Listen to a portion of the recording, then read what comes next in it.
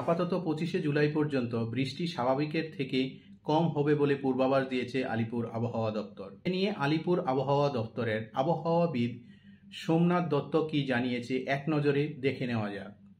বৃষ্টি দেখেছি প্রায় গোটা পশ্চিমবঙ্গ জুড়ে। তো মেনলি এগুলো হচ্ছে অনেক, এটা দুটো প্যাচ এসেছিল, একটা আপনার নর্থ ওয়েস্ট দিক থেকে এসেছিল, একটা বে অফ বেঙ্গল থেকেও গেছিল কনভেকটিভ ইয়ে। তো এই জন্য বৃষ্টিটা হয়েছে।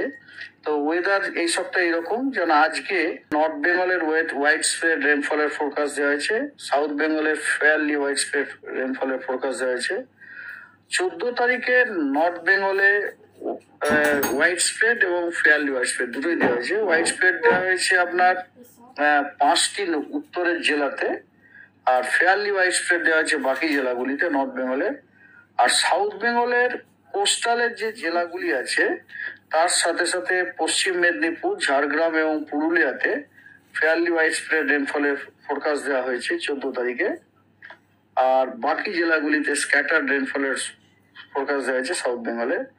15 তারিখে উত্তরবঙ্গের জলপাইগুড়ি, আলিপুরদুয়ার এবং কোচবিহার এই 3টি জেলাতে হোয়াইট স্প্রেড রেনফল হওয়ার সম্ভাবনা আছে এবং বাকিগুলিতে ফেয়ারলি হোয়াইট স্প্রেড হওয়ার সম্ভাবনা আছে। এবং সাউথ বেঙ্গলের সব জেলাতেই স্ক্যাটার্ড রেনফলের সম্ভাবনা আছে, এই রকমই ফোরকাস্ট দেওয়া হয়েছে। আর 16 তারিখে নর্থ বেঙ্গলের সবকটি জেলাতেই ফেয়ারলি হোয়াইট স্প্রেড রেনফলের ফোরকাস্ট দেওয়া হয়েছে এবং সাউথ বেঙ্গলের খালি কোস্টাল যে জেলাগুলি সেগুলিতে ফেয়ারলি হোয়াইট স্প্রেড এবং বাকি জেলাগুলিতে স্ক্যাটার্ড রেনফলের ফোরকাস্ট দেওয়া হয়েছে, সম্ভাবনা আছে।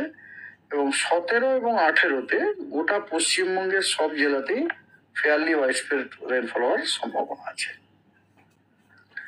ওয়ার্নিং, আজকে উত্তরবঙ্গের জলপাইগুড়ি, আলিপুরদুয়ার এবং কোচবিহার এই 3টি জেলাতে ভারী বৃষ্টিপাতের জন্য হলুদ সতর্কবার্তা দেওয়া হয়েছে এবং এছাড়া মালদা এবং 2টি দিনাজপুরে বজ্রবিদ্যুৎ সহ বৃষ্টির সতর্কবার্তা দেওয়া হয়েছে।